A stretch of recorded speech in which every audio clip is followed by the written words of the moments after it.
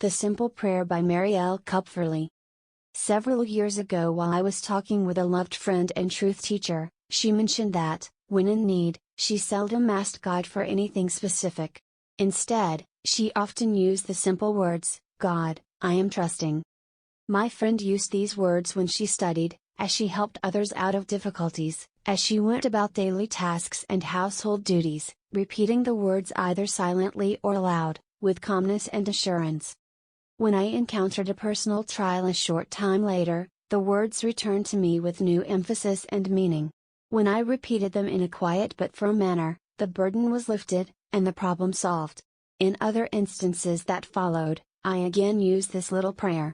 As a result, a desired household article was supplied unexpectedly. I received a gift of 2 beautiful new suits, longed for flowers for the yard materialized, an ink spot came out of a dress after I had been told it could not be removed, an important telephone call was completed in spite of seeming obstacles, I was able to procure an automobile when none seemed available.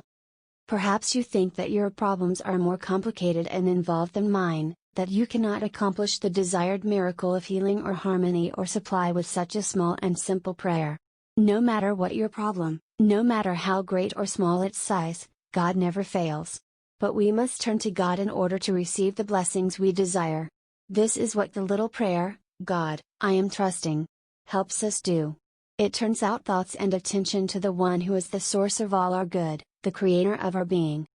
Recently, a woman who was assisting a neighbor in putting some screw hooks in a wall found that one of the hooks had been wrongly placed and needed to be removed. The neighbor remarked discouragingly, "It's impossible to take it out. It's in too deep and too tight." The woman smiled and replied, "Oh no, it isn't impossible. If I just let God tell me how to work it loose, it will come out easily." As she spoke, she acted, and within a few moments the hook came out easily. Her neighbor expressed amazement, exclaiming, "Well, I would never have believed it." Sometimes you and I may feel that an old condition or difficulty is too deeply embedded in our minds, bodies, or lives to come out easily by using so simple a prayer as "God, I am trusting." We may feel that we need some great soul-lifting realization, some inspiring revelation to break our bonds and set us free. You will remember that Jesus often said that He, of Himself, could do nothing. He knew the futility of forcing matters, of trying to accomplish things by means of personal will and human reasoning, and He knew the truth that it is always God within who does the works. Jesus told His followers this, and He told them only to believe, to trust, and to know that God knew their needs, desires, and purposes better than they themselves. This is still the Master's advice to you and me today, namely, to trust God's power above the power of humans. This is what we do when we say, "God, I am trusting."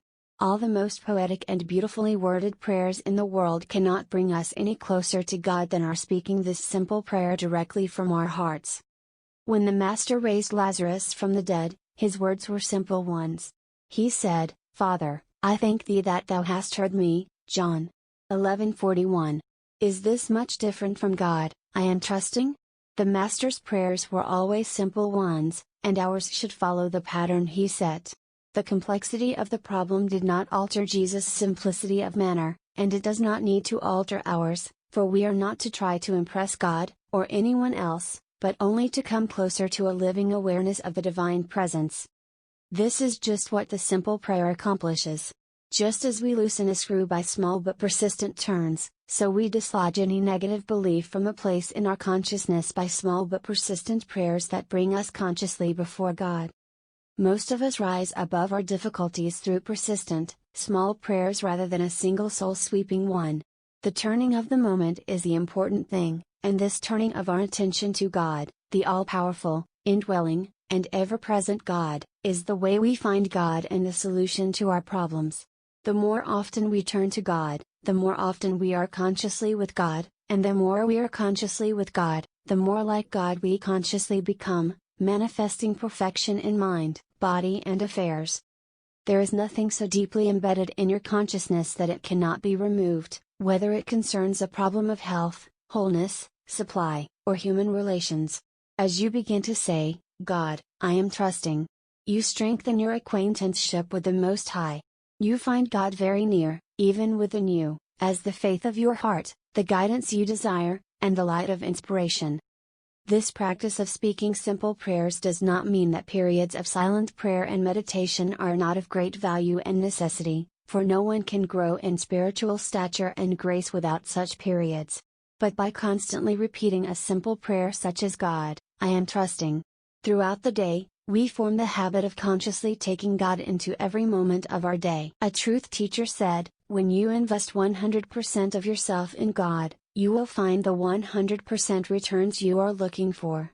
When we begin to invest ourselves, our thoughts and words and actions, in God, the All-Good, we shall find that we express more of God, and we shall find the truth and perfection of the kingdom coming into evidence in our lives. Someone has said, the dynamics of prayer cannot be measured. Through prayer, it may be possible that we shall grow inwardly within a few hours, to reach insight which, unaided, might have required 10 years and many events. The value of a simple prayer, held in mind persistently throughout the day, unfailingly brings us into a growing conscious awareness of God's presence in our lives. A young woman, down to her last dime, read the words "In God We Trust" inscribed on the small coin, and her renewed faith encouraged and enabled her to secure the position she so desperately needed. Hundreds of times before that moment, coins had passed through her hands, the words unnoticed. How often the infinite treasures of God's kingdom pass us by unnoticed.